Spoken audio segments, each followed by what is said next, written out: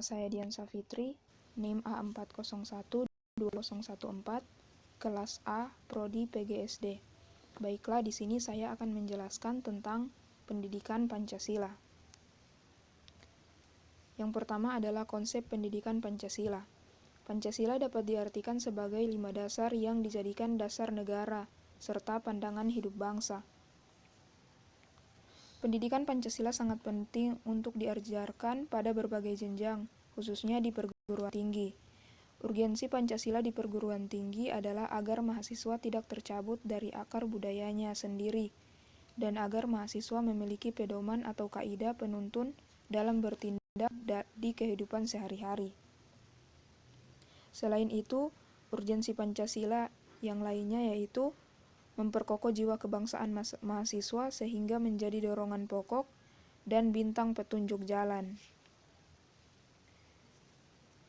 Kita lanjut pada bagian B, yaitu pengertian pendidikan Pancasila.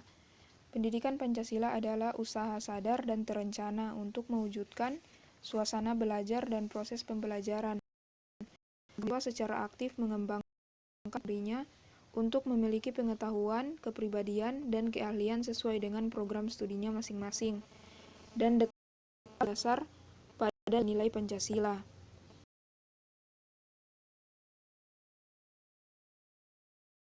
Dalam bermasyarakat, berbangsa, dan bernegara, dan mengacu pada Pancasila. Selanjutnya, tujuan pendidikan Pancasila. Yang pertama yaitu tujuan nasional.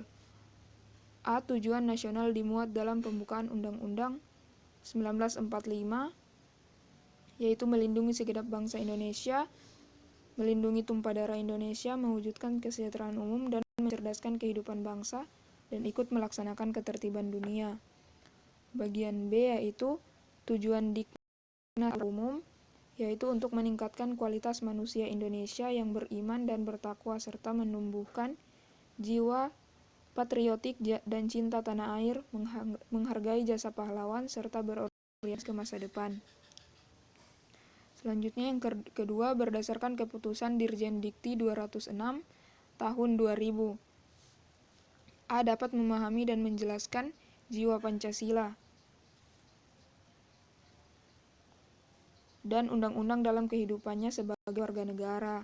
Yang B. Menguasai pengetahuan dasar dan permasalahan yang akan diatasi dengan pemikiran yang berlandaskan Pancasila. Selanjutnya, memupuk nilai dan perilaku yang sesuai dengan nilai dan norma. Hal ini agar mahasiswa mampu menghadapi perubahan. Selanjutnya, membantu mahasiswa dalam berpikir dan memecahkan masalah dengan menerapkan strategi terhadap nilai-nilai Pancasila.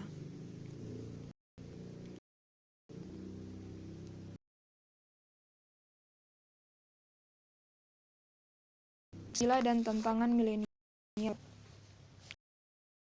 adalah dengan teknologi, karena generasi ini aspek fisik mempunyai ekuivalen digital. Generasi milenial juga menjadi penyokong utama peredaran informasi virtual. Pada waktu yang sama,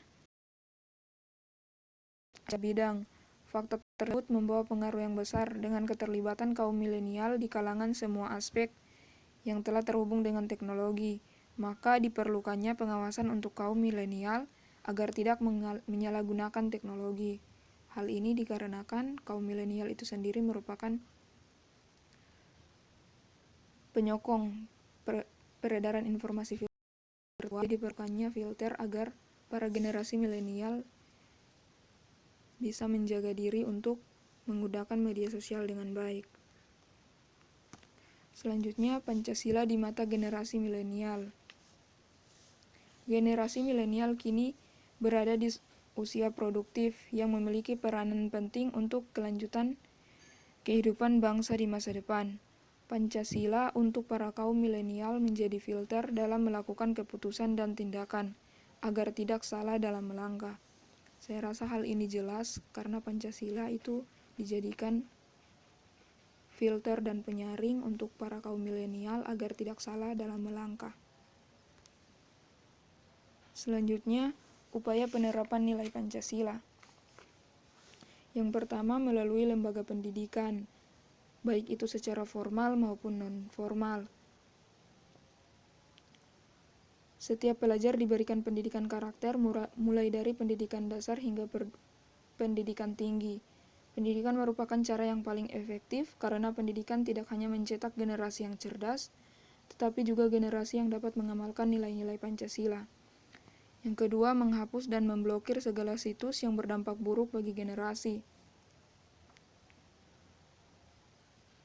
Tentunya hal tersebut memerlukan dukungan dari berbagai pihak.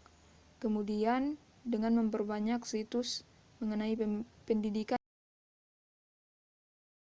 tersebut, maka akan menumbuhkan nilai Pancasila melalui media sosial.